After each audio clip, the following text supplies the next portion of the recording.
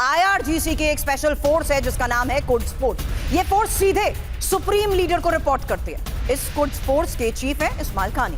France 24 के हवाले से यह कहा जा रहा है कि इस्माइल कानी इजरायली एजेंट है और इजरायल के लिए जासूसी करते हुए पकड़े गए, उन्हें गिरफ्तार किया गया। यह भी कहा जा रहा है कि उन्हें मौत की सजा सुनाई गई। इस्माइल कानी ईरान के बेहद अहम कमांडर है, खमेनी के बेहद खास रहे और उन पर जो आरोप लगे हैं उसकी पूरे ईरान में चर्चा हो रही है। क्या आईआरजीसी कमांडर इजरायल का जासूस? इस्माइल कानी पर शक क्यों? 28 फरवरी के हमले में रहस्यमय तरीके से बचे। अब तक करीब 9 हमलों में बाल बाल बच चुके हैं। वरिष्ठ नेताओं की हत्या के आसपास इनकी मौजूदगी और कई बार बड़े हमलों के बाद अचानक ये गायब भी हो गए और बार बार मौत की अफवाहें भी उड़ी।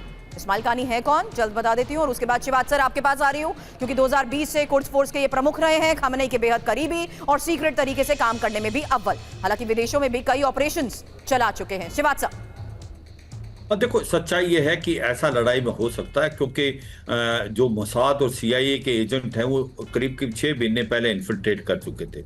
आप अपने एजेंट्स डाल देते हो, सीआईए ने डाले हुए एजेंट्स आप देखें, पहले हिस्ट्री बताती, केजीबी ने डाले, तो ऐसा होना मुमकिन है और वो एक्शन लेंगे।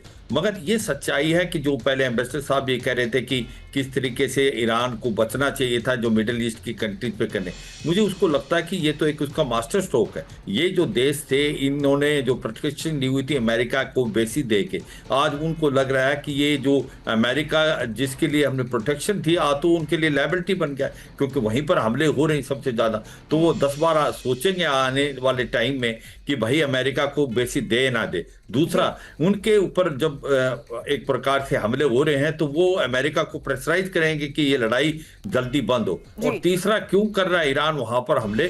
क्योंकि एक तो नजदीक है और एक इनका एयर डिफेंस सिस्टम इतना पुख्ता नहीं है जितना इजराइल का।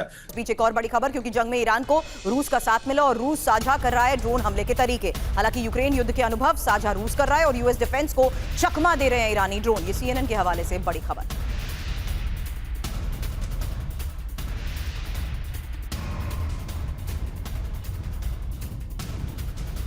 तो रूस का साथ मिला, ईरान ड्रोन नहीं रुकेंगे। ईरान शाहिद ड्रोन से विध्वंसक प्रहार कर रहा है। पश्चिमी मीडिया की रिपोर्ट्स के मुताबिक ड्रोन से अटैक करने में रूस मदद कर रहा है, जिससे ईरान के ड्रोन अमेरिका के डिफेंस सिस्टम को चकमा दे पाने में भी कामयाब हैं और खाड़ी देशों पर लगातार टारगेट हिट कर रहे हैं। जानकारी तो ये भी है कि रूस ने ईरान से यूक्रेन युद्ध के अनुभव भी शेयर किए हैं।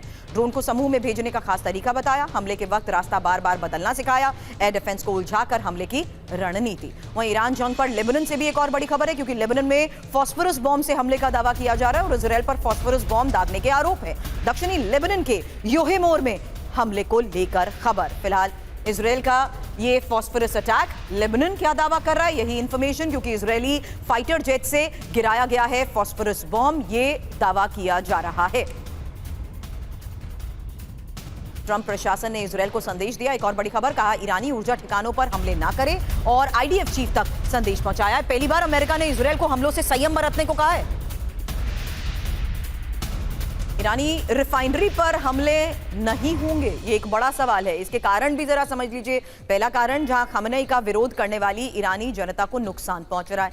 दूसरी बड़ी बात कि युद्ध के बाद ईरानी तेल पर वेनेजुएला की तर्ज पर अमेरिकी सहयोग संभव। तीसरा कारण, जहां हमलों से चिढ़कर ईरान खाड़ी देशों के ऊर्जा ढांचे पर पलटवार करेगा। चौथा कारण, ईरान के ऊर्जा ढांचे पर हमले से वैश्विक तेल बाजार में कीमतें अस्थिर।